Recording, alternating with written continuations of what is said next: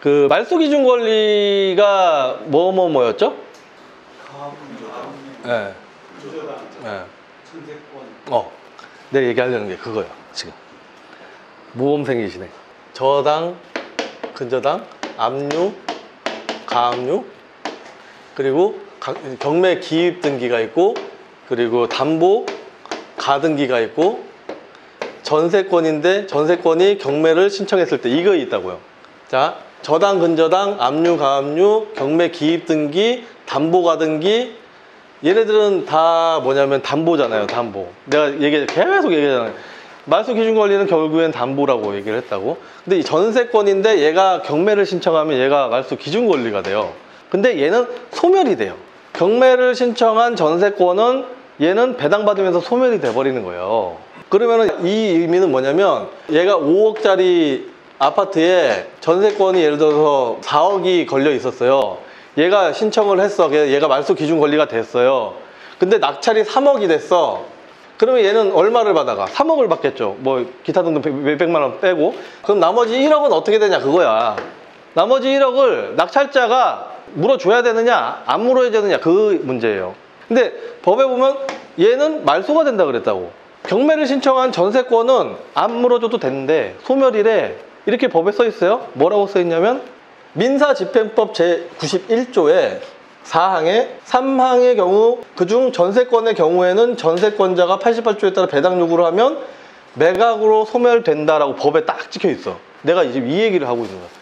그러면 어떤 문제가 생기냐면 이 사람이 전세권자인데 선순위 임차인, 말소 기준 권리보다 먼저 온 임차인이란 뜻이거든. 근데 얘잖아. 순위가 선이냐 후냐를 따지는 게 이 전세권 똑같은 놈이라고. 그럼 얘가 선순위야 후순위야? 자, 전세권을 설정한 얘가 신청을 했어. 그랬더니 전세권을 하게 되면 소멸된다고 법에 나와 있어. 얘는 소멸이 돼. 근데 얘는 또 임차인이기도 하잖아요. 전세권을 설정을 예를 들어서 10월 1일 날 했으면 얘 전입도 10월 1일일 거라고. 그러면은 얘는 선순위야 후순위야? 후순위면은 소멸되겠죠. 말소 기준 권리 밑에 있으니까. 선순위면 인수하겠죠.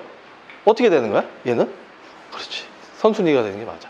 그게 뭐냐면 대항력을 행사할 수 있는지 여부, 적극 이렇게 돼 있죠. 판례를 볼 때 대항력을 행사할 수 있는지가 선순위냐 후순위냐잖아요. 대항력을 행사할 수 있다 그러면 선순위, 대항력을 행사할 수 없다 그러면 후순위 이렇게 된단 말이에요. 그죠? 판례를 보실 때 저 맨 밑에 가로 열고 적극 이렇게 돼 있으면은 맞다. 그리고 가로 열고 소극 이렇게 돼 있으면 아니야 라는 뜻이에요. 얘는 적극 이렇게 돼 있다. 그러면은 맞다는 얘기거든. 결국 할 수 있다는 얘기예요. 얘는 선순위 임차인으로서의 권리를 인정한다. 결국에 뭐야? 얘가 4억의 전세를 들어갔는데 3억의 낙찰을 받아 3억을 배당을 받지만 낙찰자한테 나머지 1억을 받을 수 있다가 맞잖아. 그러면 얘가 1억을 낙찰자가 물어줘야 되는 거야. 그래야 얘가 대항력을 행사한 거기 때문에. 예전에 한 2, 3년 전에 이것만 본 사람들, 경매를 신청하게 되면 전세권은 소멸이 된다만 본 사람들은 얘를 없어진다고 생각을 한 거예요.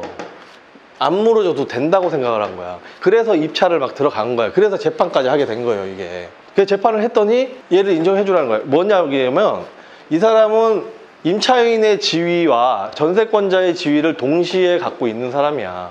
그래서 이거든 더 강한 거를 인정해 줘야지, 당연히. 전세권이 없어. 임차인이기만 해. 선순위 임차인이야. 얘 당연히 받아갔을 거 아니야. 근데 얘를 이걸 했다 그래가지고 얘를 못 받아간다는 게 말이 되냐? 말이 안 된다는 얘기가 선순위 전세권에 대한 얘기인데 그것까지만 했으면 내가 들고 오지도 않았지. 봐봐요. 어떤 물건이에요. 김땡땡이 전입일이 4월 19일로 돼 있어요. 근데 4월 18일 날 전세권이 돼 있어. 이 김땡땡 같은 사람이에요. 자, 그럼 우리가 아는 지식을 봅시다. 말소 기준 권리보다 대항력을 갖추려면 전입, 점유, 계약서, 가로 열고 계좌 이체, 확인 이게 있어야 된다고 수백 번 얘기를 했다고요? 근데 얘는 4월 18일인데 얘는 4월 19일이네? 그럼 얘는 선순위야 후순위야? 후순위지. 그러면 얘는 말소 기준 권리니까 얘가 후순위가 되면 쟤는 안 물어줘도 되겠네? 그죠? 근데 이게 이상하다고. 뭐가 이 사람하고 이 사람하고 같잖아. 가만히 보니까 구독션에는 아까 그렇게 나와 있었는데 여기 보시면 매각 물건 명세서란 말이에요. 법원 서류야. 구독션하고 법원 서류하고 뭐가 맞는 거야? 법원 서류가 맞는 거지. 법원 서류하고 구독션하고 내용이 다른 거를 찾으면 얘는 대박 아니면 쪽박이라 그랬죠. 얘는 뭐라고 써 있냐면 최선 순위가 4월 18일이라고 써 있고 법원 서류예요. 전입 신고 일자 2016년 4월 18일이라고 써 있다고. 얘하고 같은 날이야. 근데 구독션에 19일이라고 써 있었다고. 그래서 이런 사람이 생긴 거지. 미나. 이 사람은 공부한 사람이에요. 입찰 들어간 사람은. 경매를 신청한 전세권은 소멸이 된다. 그리고 전입 일자가 뒤잖아. 그럼 소멸이 되는 거잖아요. 후순위 임차인이니까 소멸되고, 그러니까 당연히 입찰 들어가도 깔끔한 물건이었죠. 권리분석상에 문제가 없는 물건이었어, 이 사람이 볼 때는. 근데 그게 법원 서류는 아니었다는 거지. 법원 서류에는 정확하게 나와 있었다. 4월 18일이라고. 근데 여기에는 4월 19일이라고 써 있었다. 여기 전입신고 일자라고 써 있잖아.